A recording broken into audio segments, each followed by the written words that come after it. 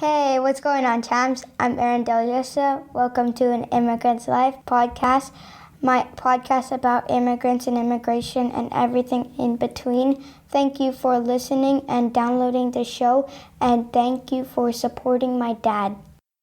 Another week, another story from an amazing immigrant. But before that, as always, I want to thank you for listening. If you are new here, welcome. And I hope you like it enough that you subscribe to it. Of course, you can find an Immigrant's Life on wherever you listen to your podcast. You can also find us on all the social media. If you want to see some cool artworks related to the episode, sometimes I post some clips or videos. Because apparently Instagram wants you to use Reel or what have you. So they'll promote your account more. However, I would prefer if you help me promote it by sharing, subscribing, telling your friends and your family. I will really do appreciate that. So that's out of the way. Now let's talk about the episode. This week's guest is a person I look up to in the podcasting world, and I'm truly honored that she came on to share her stories. Let me get to the point. So, without further ado, let's get into the show. Isa, dalawa, tatlo. Today's guest is a youth counselor, an entrepreneur, and a podcaster. Coming from the Emerald City of Washington State by the way of Tierra de Gracia of Venezuela, everyone please welcome Vero Wall. Hey, I love that introduction. Thank you for having me. Oh, thank you for coming on, Vera. And I thank you for appreciating the introduction. I'd like to think it's my signature. I love it. It's really unique. I think it's great. Thank you. I appreciate it. Anyways, before we continue, would you like to promote anything? Sure. Yeah, I would love to promote my podcast. I'm also a podcaster. So for everyone that's listening, you might enjoy podcasts as well. So I have a podcast that also touches on immigration. It's called Modern Immigrant. And you can find it on Spotify, Apple Podcasts, Google Podcasts, and we're also on YouTube if you prefer to watch our faces. Of course. They want to see the pretty faces. Exactly. If it's more visual, then go ahead and do that. And with the podcast, we also have a project called Immigration is Good. So you can support immigrant causes. We sell some merch, shirts, stickers. So we're just kind of doing that work for immigration. That's amazing. You're a saint. I mean, same to you. You are also doing this amazing work. So I just like talking shit. Sometimes I listen to your podcast because I do listen to your podcast, and sometimes I'll be like, "She's so professional." I'm just like so, Oh, no, I feel like I'm very informal in my conversation, but I think people like that. Like people like honest conversations like this. I don't know, but I'm honest. My guests are honest. I don't know about me. Exactly. Nice. Exactly. So I've mentioned you're from Venezuela, but which part of Venezuela were you born? I was born in the capital, the city of Caracas. And yeah, I was born there and I was raised there and I lived there until I was like 24 years old. 24. Wow. Yeah. How was your life there? I feel like, I think it was great until a point where, things definitely got a little complicated in the country, the political environment and social and economic. It was like, due to political and our government.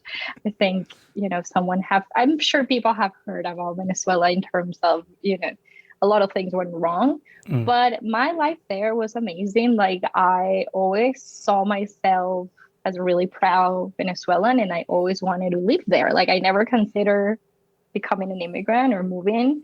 Even though I'm a daughter of an immigrant, that was not something I thought about as often until, things started to get a little more complicated. And a lot of my friends were starting to leave, a whole kind of movement started to happen in Venezuela where everyone was considering moving out, which is not a normal, right? It's not very common that you see that happening to the point where like everyone left. and that's how I kind of decided to Wow. You mentioned that your dad's an immigrant. Where was he originally from? He was originally from Croatia. So he moved from Croatia, Zagreb, to Caracas when he was 12 years old. Why Caracas? Because, long story, I guess, but I mean, Caracas in Venezuela was a country of opportunities for a lot of immigrants, and we have an amazing immigrant community. And back then, it was a place where you could arrive easily through the ocean, and you can have we have like an amazing weather in Venezuela. There were amazing opportunities for people to start their businesses. You know, there was like an open invitation for everyone to come in. So my grandpa saw that as a great opportunity as they were kind of fleeing their country, which is interesting how history sometimes repeats itself. And then I had to kind of do the same under different circumstances. But yeah. What do you mean? You said fleeing. Was there like a wire in their country? What was the reason? Okay. Yeah, it was also political. And it was not safe for them to stay there anymore. And similar lack of opportunities, there was no freedom. And so my grandpa was the one that first came to South America. And once he was able to settle, he first settled in Argentina, and then he moved to Venezuela for other reasons. Like it was easier to establish in Venezuela. And that's when he brought my grandma and my dad and my aunts and uncles to Venezuela. And that's where I still have family that lives there from my dad's side. Like that became their home. Okay. But your mom, she's originally from Venezuela? Yes. Mm-hmm. Yeah.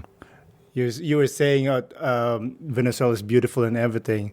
And I was saying that there's one thing that Philippines and Venezuela has in common is they have won the most multiple Miss Universe pageant. That's amazing. This is how I learned about Venezuela, because we used to watch Miss Universe, whatever, because of the women. Obviously, I'm not going to fool around, right? And I always see the Venezuelans. I'm like, man, those are hotties. Like every year, like they're like, there are years that some countries will send she all right. Venezuelans are just 12s. And most of the time they win, right? Yeah, we have like an amazing, I don't know the number or the data, but it was like the most amount of crowns or the most consecutive, there was like a very historical moment where one Venezuelan Miss Universe handed the crown to another Venezuelan in the stage. And it was like, imagine my country was like, this is the best thing ever. And we were also going through like a very rough time in those moments. So like seeing that happening was like a very, like a pride for Venezuelans. Like at least one thing we have. Something good's happening. We're all dying, but at least one thing's happening. But yeah, people are really beautiful. I mean, this is ridiculous. But yeah. Oh my God. Are beauty contests big deal in Venezuela? Yes, they are. And they're very ingrained in the culture too. I feel like every little girl talks about it, and every girl at some point in their life was told that they could be there, or that, you're not tall enough, or you need to lose some weight. So it's very part of the culture, for good or for worse. Can I safely assume that you were told too that you might make it? No, I mean, you're pretty. But I had that dream though. I definitely did. As every other girl, like we were like watching the TV, and as you were talking, like similar in your country, like everyone will gather around the TV at night to watch it and gossip about who was the prettiest and something like that. And you're gonna choose like, oh, I want Miss India or I want Miss Jamaica, Yeah, exactly. Or I like Colombia because it's our next door, right? Like it's our neighbor. So we would like look at other countries that were similar. Yeah. Yeah. Did you know that Miss Universe was owned by Donald Trump for like a few years? Yeah, I know that. How do you feel about that? Knowing now. I mean, right. I feel like even back then, I was like, who's that guy, right? Like, it didn't seem like, I mean, it kind of makes sense that he was the owner of that too. Now that I've learned more a little bit about his empire and the values that he holds, I think like Yeah, I mean, I definitely don't follow that as closely anymore since I'm here. I'm sure, but I want to, if you don't mind, I want to expand about this topic because Totally. there's a reason. So, do you think Miss Universe is necessary, or do you think it's just a misogynistic endeavor designed to exploit young women? Wow, it's an interesting question. I don't know if it necessarily has only two answers, right? If it's only those two, like right or wrong. I Mhm. think that in terms of necessary, I don't know if it's necessary. I do think that, everyone should have the opportunity to express themselves as they would like. And, if it's arts, music, or other forms of art or modeling, or I think the issue that I'm seeing that maybe you're talking about exploitation is that we have, or at least historically, those beauty pageants had like a very unhealthy view of what beauty Mm.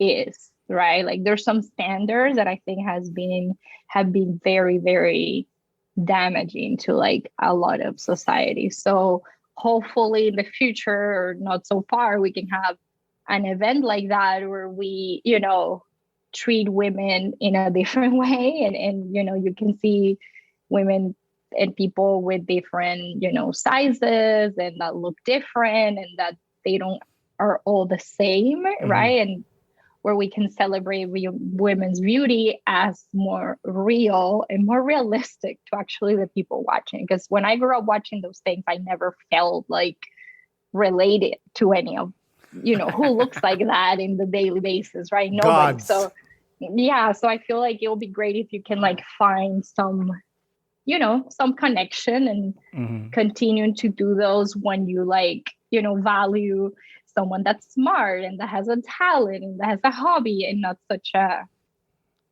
plastic way, I would say. We're Yeah. not talking shit about the Miss Universe. I mean, they have good personality, they have talents too, but most of them are just Oh pretty. yeah. That's it. Yeah, and that's the only thing that they are looking for. And again, pretty under which, like, who says what's pretty, right? And Mm-hmm. under what idea. And I think that's what becomes the issue. Yeah, I mean, I'd like to see that, like you said, that oh, maybe someday there'll be like Miss Universe that different sizes and whatnot. But I'm like in my head, like no one's gonna watch that. Right. Hopefully, I will watch that. Maybe I I don't know, man. I Yeah, I mean, don't want to watch these ones anymore because again, I don't feel like as connected. But we'll yeah, see. I mean, I think it's interesting to explore like what's the reason behind those contests and if they're good or not for the broader, society. exactly. Anyways, let's leave them alone and let's focus on you. Um, so you mentioned that you were 24 years old before you moved. So I guess you went to college. Did you have a career in Caracas? Yes, so I'm a teacher. I was gonna say I was, but I am a teacher. Mhm. I just don't practice that profession anymore. But yeah, I went to college there for 5 years to a university in Caracas. And I also worked while I was going to school. So I did that for, yeah, about 5 years. And then I was able to work for like a year after I graduated while I was planning to come here. What teacher for like elementary, high school? Yeah, so it's called early childhood. So it was Mm. kindergarten, elementary, and up to first grade. That's the best because sometimes I like to think of like oh I want to be a teacher and then I realize kids are hassles, you know, like oh if I'm gonna teach probably that age. That age, yeah, when they can't talk back that much to you That's or argue the things you know or you don't know. Yeah. exactly, you know. Mhm. So you said it got became dangerous in your country. That's why you moved. How did you move to the U.S. and why did you choose the U.S.? Yeah, I moved to the US under a program that's called Au Pair. Okay. I don't know if you have heard about it or talk Yeah. about it in your show. Yeah. And I can explain it really quick. So I guess, why the US? Again, as I mentioned before, I never thought I was going to immigrate. And if I was going to do it, it was going to be Europe because I had my dad's kind of connection background, and I had the passport. Like, it was easier in terms of, paperwork, which a lot of immigrants have to deal with. But no, I picked the most difficult country to become an immigrant. But yeah, why the US? I feel like I had a lot of friends and a lot of connections here. And I have one of my best friends in Seattle being an au pair. And she went to college with me in Caracas. And there was like an election in Caracas, in Venezuela, that the government won again very unfairly.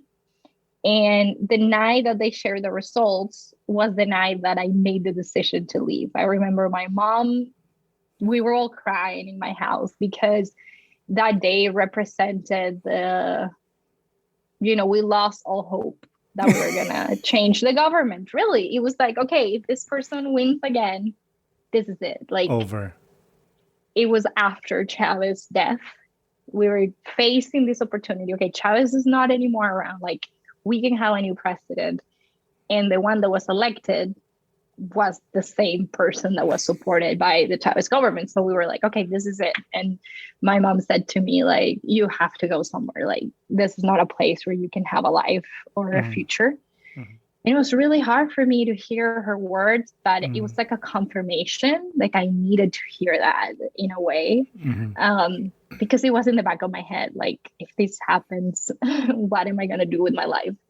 And I called my friend Patty, and I was like, how did you do it? Like, how is Seattle?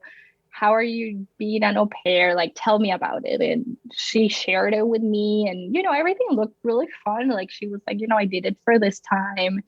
And you can work as a nanny under this au pair program. And then you can go to school, you can like make money and live in the US. And it sounded like such a perfect situation for me, because I felt like I just needed like a year or two until things in Venezuela would get better. That's what I thought. Like, I just need like a break. Yeah. And the You're break lying to became yourself. the break became like almost 9 years, and my whole life is here now. But that's how I came. Like, it seemed so much easier to move to a place where I already had a friend, where I was coming in with a job. Like, I didn't have the money to support myself without a job, and working in the US can be really hard if you don't apply to programs like this one. And that program allows you to live with the family as well. So yeah, it'll kind of match perfectly for what I wanted at the moment. If you could explain what au pair is quickly to the listeners. So as I said, like, when you're an au pair, you're pretty much a nanny or a babysitter that lives in. It's actually called live-in nanny. So you sign up like papers and a program and a visa that they give you under this program, where the family is some sort of like responsible for you. So you live with the family. This is a program that you can do for 2 years. And you work for them, taking care of their kids. In my case, I needed to teach them Spanish and do stuff like that. And they pay you, and they also give you some money to go to college to do like just courses. Like, you just pick like continuing education programs. So I did a lot of English classes and classes. It was like you could really pick whatever you wanted on like, unless it, as long as it was within their money you could expend. And so, yeah, that's pretty much what an au pair is. And I did that for 2 years. That's the max that you can do it for. Okay. Were you just a nanny, or you also a housekeeper? It depends on the house. Like, ideally, they need to respect, like, it's very clear what you're supposed to do. But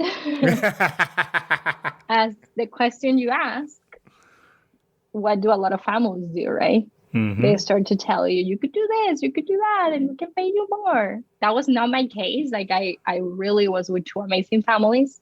I had to switch families because the first family was changing something in their life situation. Like, they got a divorce and they were gonna whatever. So I needed to go with another one, and they were both here in Seattle, and they were great. They respected those boundaries. They knew that I was there to take care of the kids. But, you hear a lot of different stories in the au pair world. Yeah, I know. Yeah. We have the same. Well, in the Philippines, it's just live-in caregiver. That's what they Mhm. call. But it's not really caregiver. It's like everything. It's everything, Yeah. exactly. There was recently like a whole issue here in the country.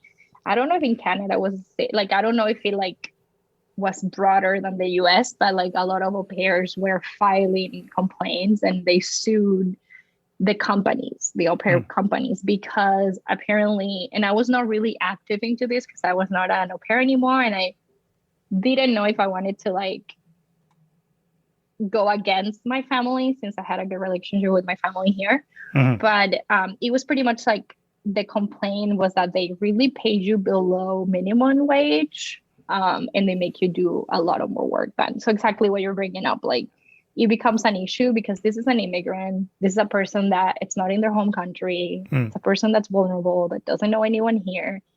And it's really easy for these families to abuse the conditions, right? Because you really depend on the mm. family that's hosting you. So I just feel like I want people to be conscious on that, or if they want to become an au pair family, to like really respect this person that's coming into their homes because it's a tricky situation. Yeah, it is tricky because once you get there, you're like you said, you new country, you don't know nobody, and they'll be like, "Oh, by the way, you can Yeah, do these things too." and you don't know how to set those limits, and you don't know what's part of the culture, right? Like Mm, you don't want to mm, say no, like depending on where you come from, mm, being confrontational might not be good, might be, you don't want them to leave you without a home, right? Like you don't know anyone else. So mm. I understand that a lot of au pairs would say yes to things they don't feel comfortable. And, and there's like different figures, like the au pair programs have like a coordinator that works with you. And so if you have complaints, if you have questions, you have this figure that you can count on. Mhm. So I thought that was great. And I feel like because I moved here when I was already 24, I already had a career, like I had the ability to stand up for myself and say, I want this, I don't want that. But this program, you can do it as young as like 18 years old. Wow. So, yeah. I don't know the culture of Venezuela, but Filipino culture, we're very humble people Mm. that we don't like bothering people with if there's like an employer, the employer says this, most often than not we will say, oh, okay, it's fine, we'll do it. So I don't know Exactly. how what your Venezuelan culture goes. No, we're completely the opposite. Like, it's like I feel like we need to step down a bit because we tend to be like in our culture, we tend to be very confrontational and we would Mm, say things like, especially if there's like a culture around women that were like that. Like women in Venezuela tend to be, you know, not easy to, control, and they would say things that they don't want and they would speak up. So I grew up seeing that, and seeing my mom as a very independent woman and someone that was not going to take any I shit love it. from anyone. So I think that's something really positive, but it's definitely not something you see across Latin American countries. Like I'm speaking only for Venezuela because I know Hmm. it can be different within the continent. Hmm, for sure. So you said you went to school. How was your English when you moved to the US? I would say it was like medium. Okay. Like I was able to do the interview with the family. I did it Mm, over Skype and they didn't speak any Spanish. mm, So I was able to communicate.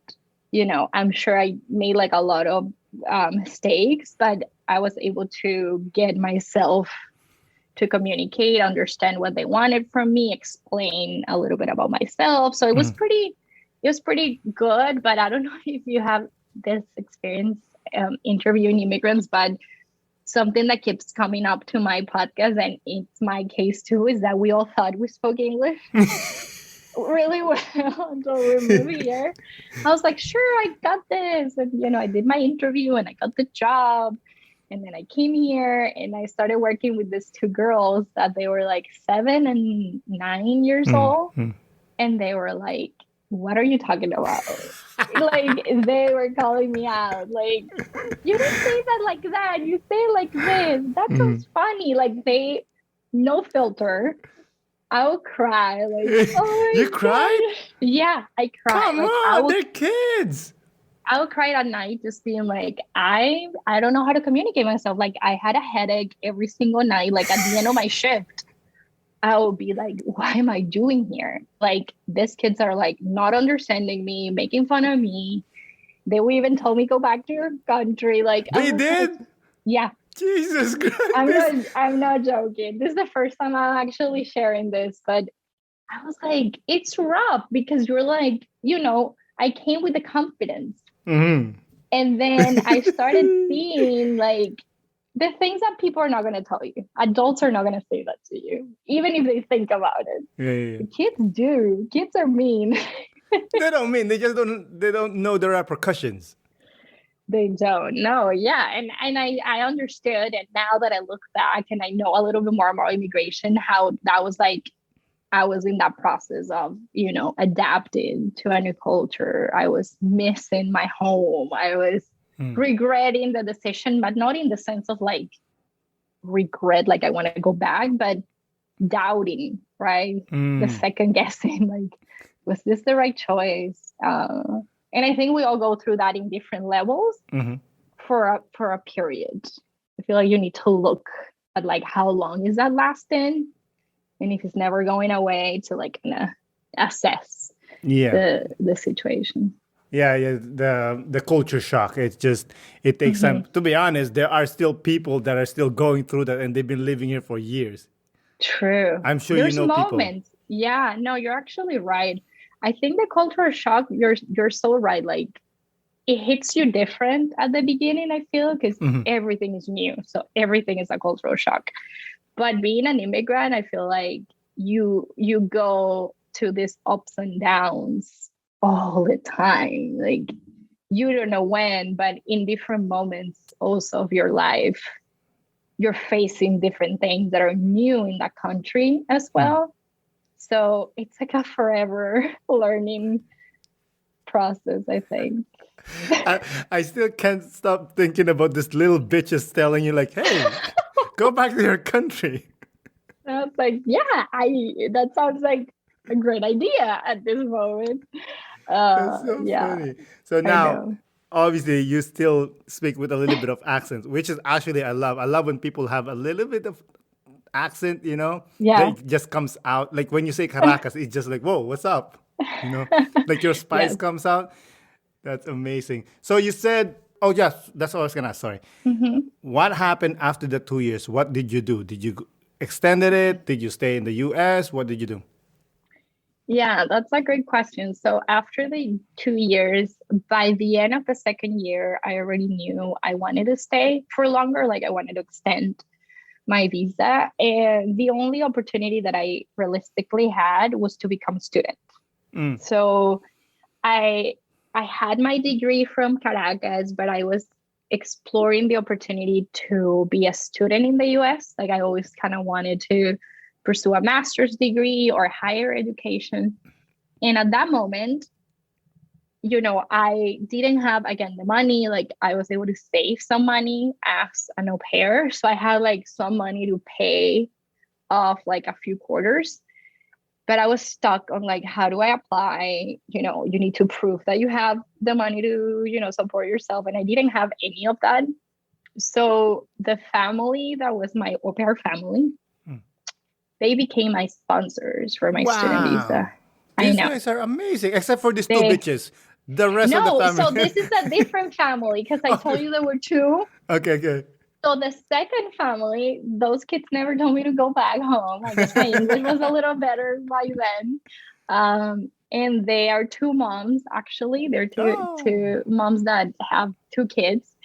And they just saw me like going into this, I don't want to go back home. Like, things back home were even worse than when I left. And I was like, what do I do? What do I do? So they gave me this opportunity, which was amazing. And so I went to school. So I went to a community college here in Seattle to pursue a career in counseling. as a counselor. So I did that for like 2 or 3 years. It was like a certification that you can do when you already have your bachelor's degree. So Why did you choose counseling? I chose counseling because I always wanted to be a counselor. Like I always wanted to be a psychologist. I actually studied psychology in Venezuela for 1 year. And then I switched to teaching because at that age, you're kind of like, I don't know, you're confused. You don't know and anything. my mom's a psychologist. My dad was a psychiatrist. Like everyone in my family is all about mental health.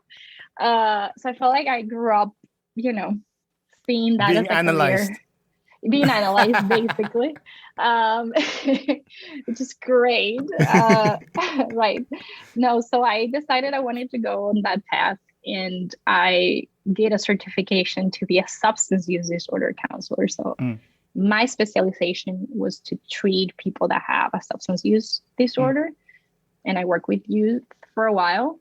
And it was like other 3 years of my life doing that. And it wasn't until recently that I got into my like dream master's program at the University of Washington. So that's kind of how, and doing that, like going to that community college helped me later on to pursue my master's. It was just not the timing, right? Like, I think I was patient enough to do every step of the way and be able to accomplish the things I wanted. When you were in au pair, did you have friends? Did you have social life, or do you just stay at home and just be told to go back to your country by this Sad. No, I have friends. Like my friend that helped me to come here was here for a little bit, and she went back and came back. She introduced me to other friends, and then I was able to create like another like au pair community, which I think the best thing about being an au pair was the friendships I made, because we were all au pairs. We were all here living with a family and taking care of kids. So we will get together to do play dates with the kids, to go to, one of the other house to spend time. We spent Christmas together and New Year's Eve. It was just like a family I felt that I built. And a lot of them were able to stay here, same as me. Like a lot of them have gotten married like I did with Americans. And a lot of them had kids here. So it's been like a great opportunity. And I feel like without that connection, that social piece, I don't know if I would have stayed here. No. There's no support. There's no support. Like, that's something that I always tell other immigrants and in my podcast. Like, you need to connect to other people. You need to connect with other immigrants. You need to connect with people that are from the country too. Like, just doing it by yourself is way too hard. Like, I don't see that as a possibility for myself. I completely agree. I mean, it's good that you have like friends that are from your country because it's comfortable, but you also have to have friends that are not from your country. Especially for me, I'm very big advocate of making friends with people that, quote unquote, the locals. You know what I mean? Yeah, 100%. Because I feel like if you would never feel 100% if you don't have that, if you don't make friends with them. I feel like totally. And I think they show you another side of the country too, right? And their culture. I feel like a huge part of being an immigrant is, like staying true to who you are, but also learning and opening up to another culture. Or I think at least that has been helpful in my case, to take in new traditions, to take in new cultures, to understand that my culture is not the only one, right? And so that's what's so beautiful of making friends with locals and also people from other countries, like not just staying within your culture and your country, because there's not really growth when you do that. Yeah, it's just like living in your country. I mean, it's like, but you're living in a different country. You know what I mean? Yeah, exactly. Like, what's the point of moving? What's exactly? Yeah, you're not really experienced that the benefits of moving to another country. So your friends are multi-ethnic? Yeah, I have a lot of Latin American friends. I have friends from Spain. I have friends from Argentina, from Mexico. I have had friends that are from the US. Like, I just feel like, yeah, it's just Venezuelans too. Like, that's just impossible not to get us together, whatever we're at. You But smell each other. But yeah, exactly. But now we're like a bigger group and a community. And when we all come together, it's interesting to see that too, right? Somebody's bringing someone from another culture, or someone's bringing in their partners that are sometimes from here, and then they bring their friends. And so it's been like beautiful to see that happening, and to be able to see myself how I'm able to adapt to that too, and to make connections with people that I thought I could never have dreamed of connecting with. That's beautiful. Yeah, you're correct. But to be honest, I'm selfish. The only reason I like hooking up with like different ethnicity is the food. The food. I was gonna say the same. Of course, that's why I do it too. What else would? Yeah. You know what I mean? Like, yeah. And the best part is when their family comes to visit them, like their moms. Yeah. You want to be at their house that day. You're like, I'm here. Just, wanted to say hi. Exactly, because the mom or the grandma, they're the one who actually knows how to cook, right?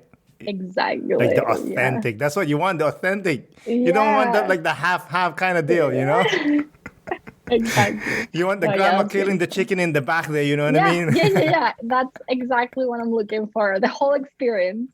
Exactly. So how was your experience going through the community college? Obviously your English has improved. Was it hard, the American school system? How did you find that? Yeah, that was definitely hard. I mean, it was just, I don't know even to call it hard. I would say it was different. In a way, I feel like my experience going to university in Venezuela was even harder. Even though it was my own language, I think academically there was more pressure in Venezuela. When I went to a community college in the US, it was kind of like, do whatever you want on your own rhythm. If you did it, you did it. And I was like, what's happening? Like, in my other school, they were really, checking on you and seeing if you did things. And here, there's definitely more freedom and independence, which, culturally, you see that too more in the US compared to Latin America. So that caught me off guard. I was like, wait, do I have to submit something tomorrow? Like, nobody reminded me, right? Like, you need to be on your own sort of thing. So that just takes like a little while. I think like if you're really committed to do what you want to do, like I was really passionate about the studies, you get on it. Like you find your way. And the English was tough, like writing, especially like it's really easy for me to speak, obviously, right? Like that's why we have a podcast. But writing was way harder. So I feel like I was like, I'm not going to be able to write so many essays and papers. And, I took English 101 and English 102. And it just, I think, as challenging as it was, I felt like for me was an opportunity to pursue the dream that I wanted to pursue, right? So I saw every challenge as an opportunity. I was like, oh yeah, I need to get better at writing. But that was my opportunity of being in this country, of, not having to go back and face the struggles that my family was facing. So it was a challenge, but I made it an opportunity into like learning new things, growing, challenging myself, even the days I didn't want to be challenged. And it becomes easier eventually. Like there was a point, like maybe my second quarter, I was already, getting things easier and better and just really enjoying what I was studying. So I think if you go in the American, or if you're an immigrant and you go into school, but you don't really like what you're studying, it's going to be very challenging. Yeah, for sure. For sure. Is that when you met your husband? Yes. So I met my husband on online dating. on No my way. before I started school. So I Okay. was like on my first quarter, which it was funny because I was like, I'm gonna start school. I can't date, like I'm gonna be studying so much. Mhm. And that's when I met him. And so I was like full-time student and just trying to get things done, but also trying to have a social life, which I Mhm. think it helped me too, to have like a balance. Mhm. So yeah, I met him almost 6 years ago. Oh, congratulations. Yeah. So you were thinking it's either the college diploma or the green card. No, I'm just joking. Right. No, it's either I go out or I have to study all the time. I knew I needed to have some sort of fun too. And You have to, because for yeah, 2 years you were, working as au yeah, pair. I don't think it you was had hard. enough time to go out, right? Yeah. And as I said, like, I felt like we were so together as au pairs. We were going out, but, it was this kind of weird life of like, is this where I'm living? Are these friends gonna stay here? Mm. We were saying goodbye pretty often, so it was really hard Oh, to get yeah. attached. And then, the au pair will go back to their home country because usually that's the idea, not to stay like I did. Not because the staying is bad, but like this program, the idea is to do it for short periods. Mm. So I had to say goodbye to a lot of friends that eventually we stayed friends or some of them came back, but that was really tough. And so entering school, finding my partner, connecting with him, then meeting his family, meeting his friends, all of that started to feel more like I was having a life here That's awesome. I love that it. I never felt that before, right? So I was like, okay, I see myself here. Like I'm creating these attachments that are Mhm. not necessarily with other immigrants, right? That are Mm. gonna leave. So I think that part of my whole immigration, I think, has been one of my favorite ones because Seattle started to feel like a home. And I Mm. think that's I love that. beautiful when that happens. Yeah. How long did it take you? Because for me, it took me like, I'll say about not maybe 7 to 10 years before I'm like, whoa, like I'm home. Uh, I think it took me about 3 years. I Whoa, think look at when you. when I think when I moved in with him and we rented like our apartment, and it was like, now we're having these conversations about living together and what are we like our future. Hmm. That started to feel more like a home, which, as cheesy as it sounds, I feel like home is really not a place per se. Mhm. It's really finding that feeling and that connection, and just finding someone that got me and that wanted to have a future, like to plan a future that felt like home, if I'm Mhm. making any sense Yeah, with yeah, this sure. definition. But that carried over to like being at home in the US. I'm talking about. Exactly. Yeah. Yeah, yeah, yeah. So Mm, about okay. 3 years, definitely. But again, I didn't have anything like I started to feel like home, but this was not my home. You know what I mean? In terms Mm, of I was still an international student. okay. There's a Yeah, chance that you could just be shipped back. totally. Yeah, Yeah. yeah. There was a chance that I would graduate and couldn't find a way to find a job here or get another visa. And Hmm. so that was always in the back of my mind. And that's really, like, I think one of the hardest struggles that I face and that immigrants usually face is like not finding that stability, like Mm, not knowing what's going to happen tomorrow. agree. I And you're completely agree. working towards this, like I was working towards this degree to work here with that degree, right? To be a counselor. But I was like in between excited because I was doing it and then being like, well, if I can't stay here, hopefully I can use this somewhere else. Oh, But I'm sure you will because you it's can, and US. you can, yeah. But it's that, feeling of Yeah. you don't know what's going to happen. It's on the potty or on the floor. You don't Exactly. know. Exactly. Let's talk about your counseling experience. Yes. Do you still counsel youth that are in? So I did that until recently when I enter the master's program that I'm doing right now. It's for social work. So that led me to do this because, I was a counselor for about 3 years for youth that were facing substance use disorders.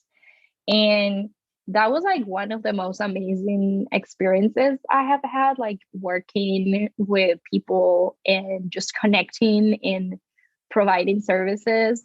I didn't know I was going to be so passionate about it. And I felt so passionate about it that I wanted to continue to create an impact. And I started to think even more on the broader like sense of social work as a whole.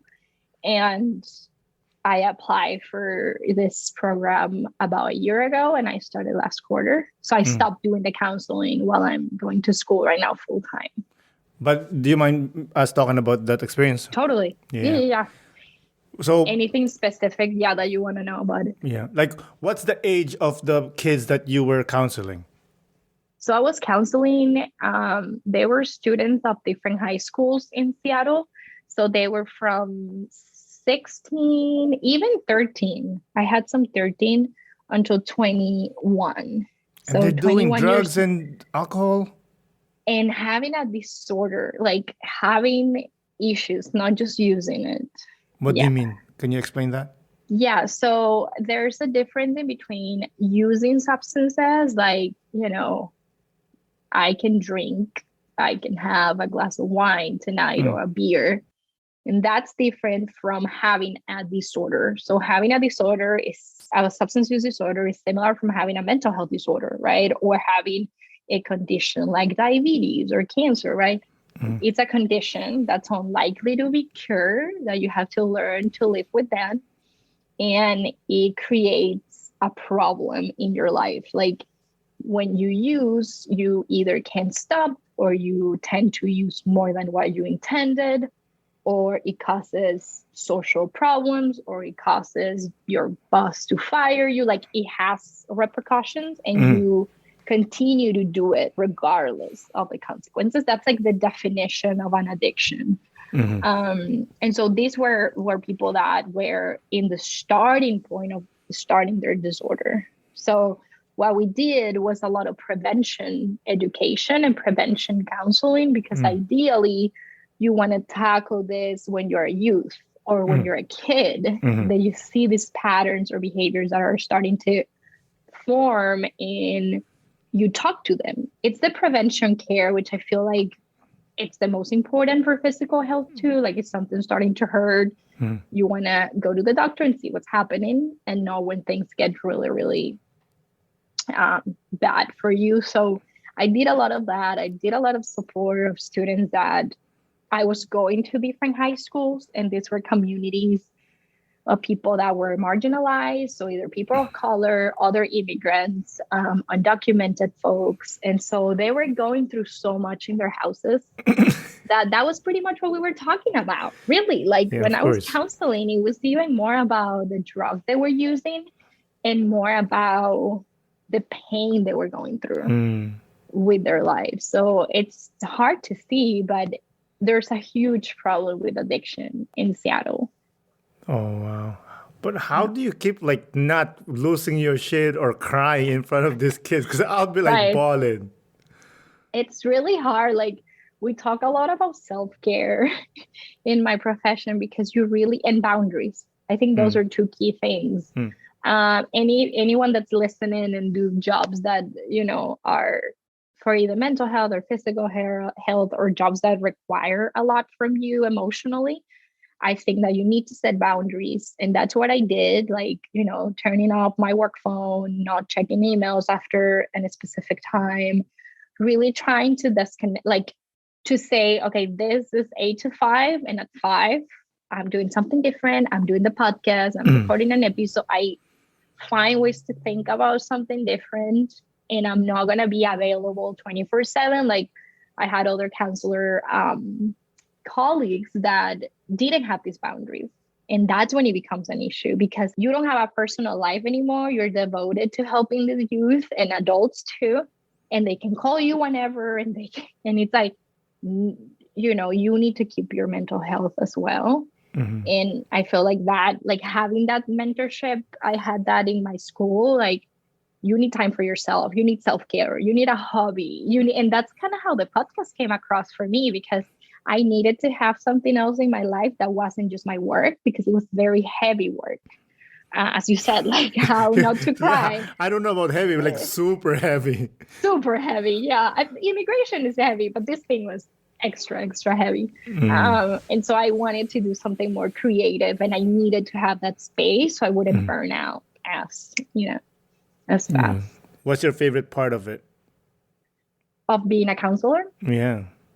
I think listening. Like, I really enjoy listening and learning from someone else's life perspective.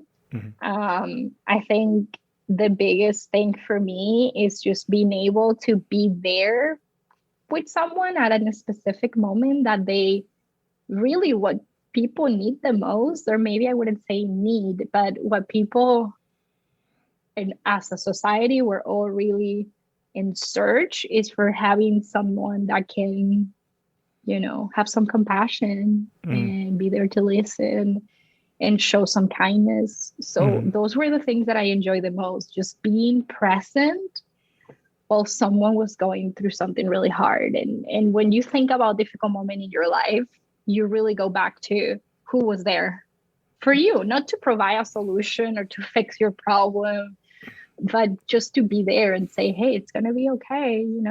You're not alone. You have all this set of people that are here to help you. And so that has been one of my favorite parts. And I was able to learn a lot from the culture here too, from teenagers. So there was a lot of me asking, like, what do you mean by that? Like, what was that word? Like slang and things that I was like, oh my goodness.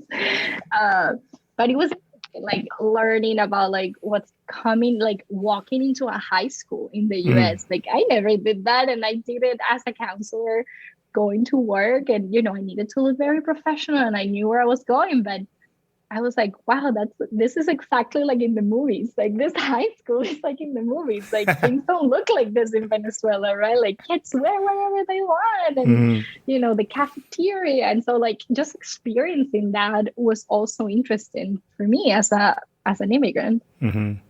Was there a kid that you were talking and like, this guy is going to jail or going to be dead? But you said it in your head. You didn't really actually tell to the kid, but there were definitely, I don't even know if I'm allowed to share this, but yeah, there were definitely difficult situations where I was like, oh, so this job is really real. Yeah. But it's part of the work. I mean, it's part of doing community services, right? For sure. But then the other side of it is like seeing a kid from like, from trouble to like killing it. Exactly, to succeeding. And that's beautiful too. Or even seeing someone as, I think there's a lot of like, we judge people based on how they look like, or if they do drugs, or right.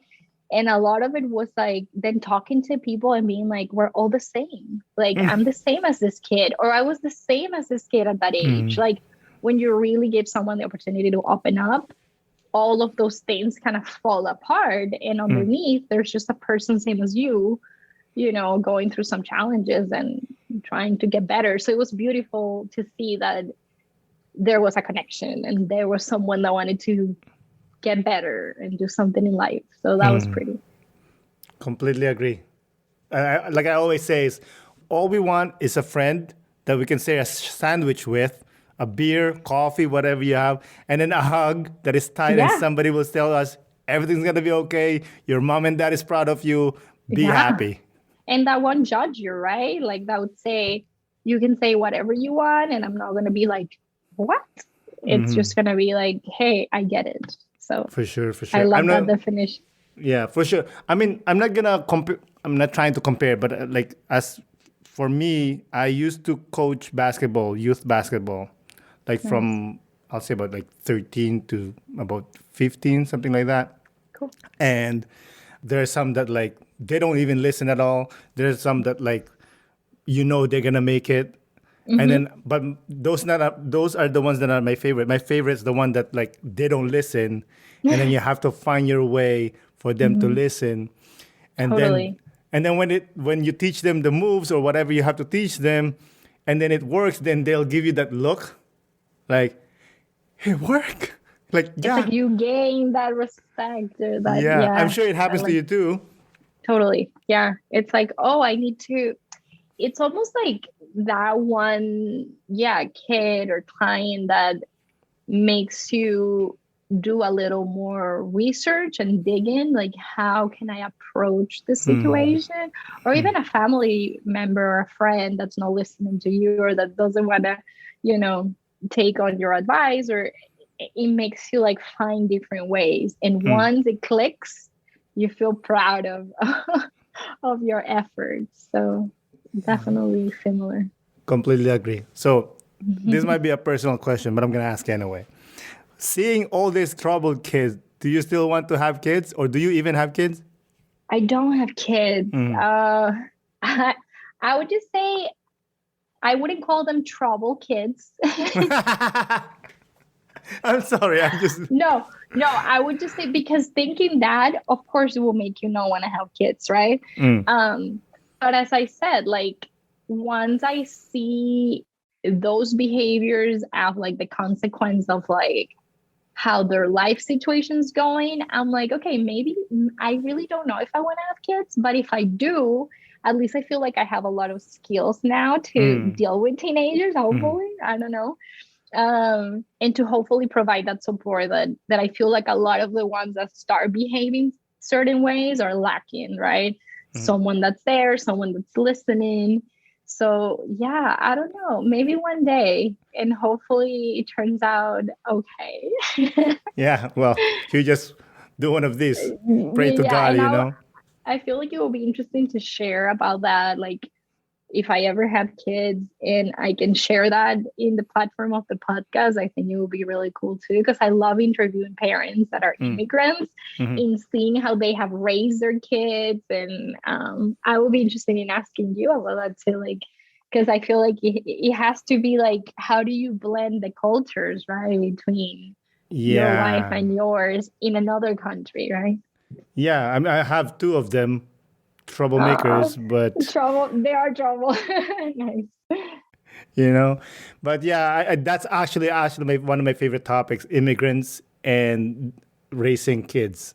I love that topic as well. Yeah, yeah. I actually Interesting. I have spoken to some of the guests that are parents about it, and I Yeah. have more that are coming up that are I would love to talk to them more. Like, how do you find it? Like, I have my Yeah. own way, obviously, Right. as an immigrant, and especially with a in a mixed relationship. Mm-hmm. Like, how do I Mm-hmm. find the way? I just yell at Yeah. them. That's what I do. I want. Hey, parents, take note.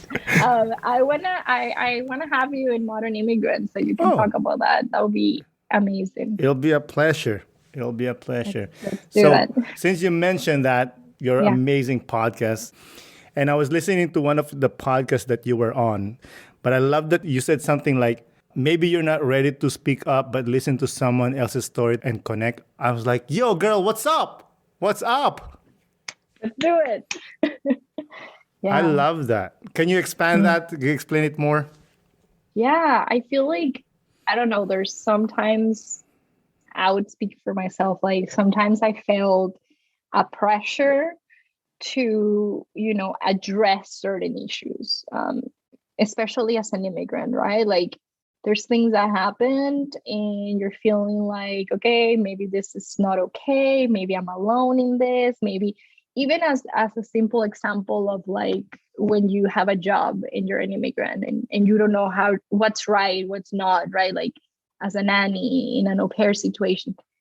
And I think that it's really important to show some compassion to yourself in terms of you're being in a new situation. You're an immigrant. You're away from home. You're away Mm, from everything you learned. You're reshaping and redefining how things work. So it's okay if you don't feel ready to speak up, right? It's okay if you don't feel ready. And I don't remember what was the context in which I say this, but I do hold on to that pretty like I don't know, like I believe that we're not all gonna be ready at the same time to like speak up and advocate for yourself. It's beautiful when it happens and when you can say, hey, I'm ready to share my story. But you're not always gonna be there. You're not always gonna be ready to share your story, especially when you're going through it. Like it became easier for me to have these conversations after I had been here for 9 years. I don't know if was going to be able to share this and talk about my challenges when I was in my first year or my first month. But listening to people that are going through the same, listening to people that are ready to share their story, that are ready to share their journeys, can be as helpful as speaking up about it, right? Because you're seeing yourself represented in a way, which I think that's another topic that I'm very passionate about, like finding that representation, finding that other person that also left their country or that emigrated or is applying for a job or it's trying to go to school like I did, and hearing that they found, bumps in the road. They were told no, they were told go back to your country, they were told different things, and they were able to overcome that. And you hear that and it just changes everything, at least for me. And I think you that have a podcast as well, you can see how that impacts people. Even for you, like for me, like starting the interviews has been already powerful. Just listening to someone else. Sharing it is another step, right? Because you already know that you're impacting other people. And the main message that I always get with the podcast is I didn't know I was not like the only one. Yes. That's like the main, right? Don't you get the same? Like me too. I'm not maybe I'm not fixing the situation.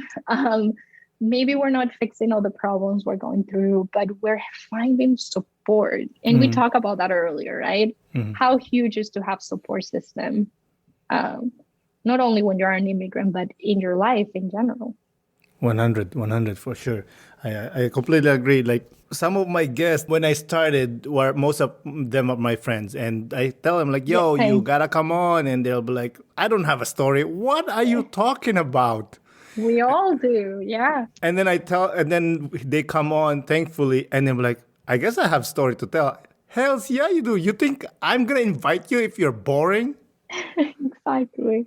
We all have a story to tell, and we have no idea who we are going to impact with our story. Yeah. You have no idea. You have no idea who you're impacting right now. Like with your example, with your story, with the things you're doing.